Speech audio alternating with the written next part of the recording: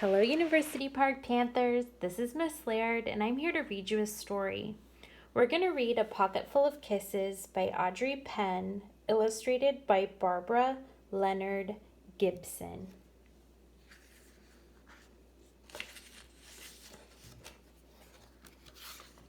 Chester Raccoon sat in the hollow of a tree stump and pouted.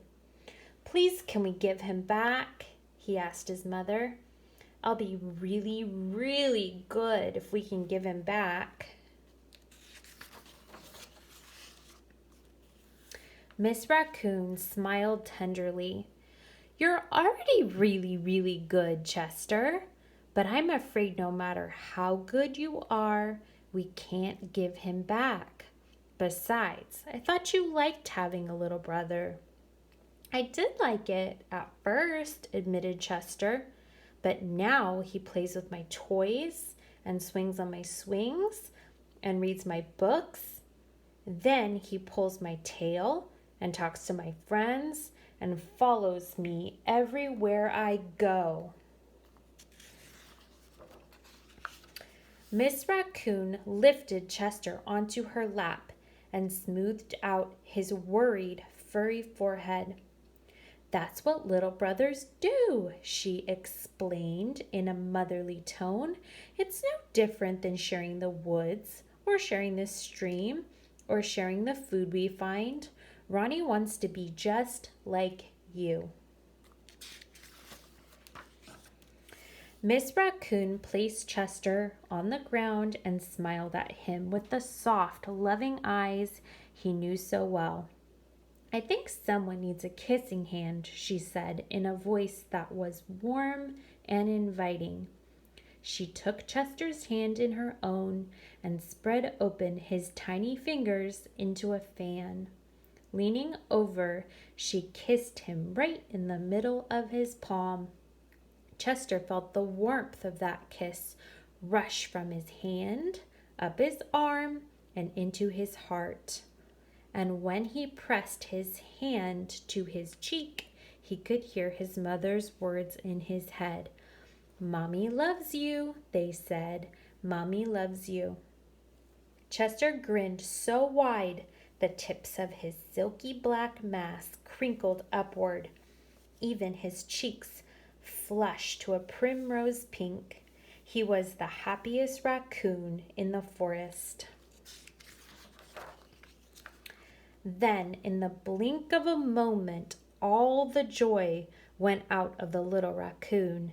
His pink cheeks paled, and a stream of tiny hot tears fell like spring rain down his sad little face. Even his silky black mask drooped as he watched his mother reach down, take Ronnie's hand in her own, open his tiny fingers into a fan, and kiss his brother right in the middle of his palm. "That was my kissing hand," Chester gasped in the saddest voice his mother had ever heard. "Why did you give Ronnie my kissing hand? Don't you love me anymore?" "Oh, Chester," cried Miss Raccoon, "of course I love you."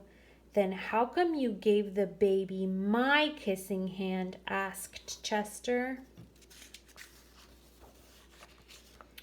Miss Raccoon gathered Chester up in her arms and gave him a great big comforting hug.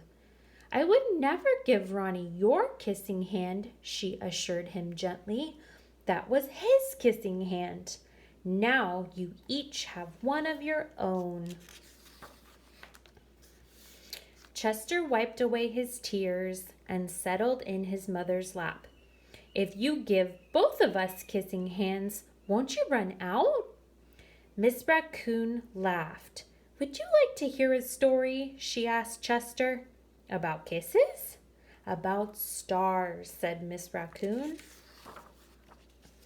"Every night, just before the sun goes down, it reaches out with its rays and touches every star in the universe.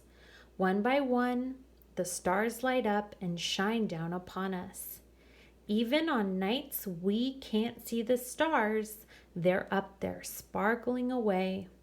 No matter how many stars fill the sky, the sun will never run out of light, and its rays will never stop reaching out to them.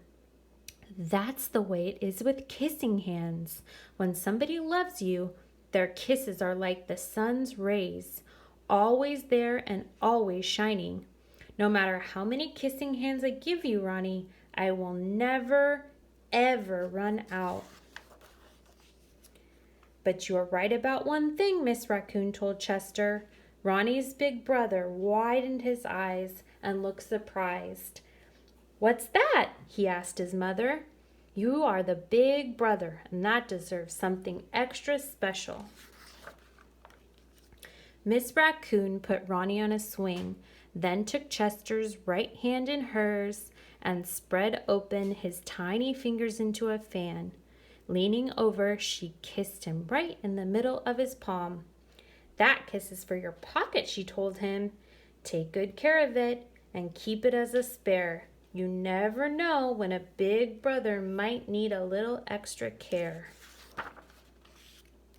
Chester hugged his mother and romped away. I love you too, he seemed to say.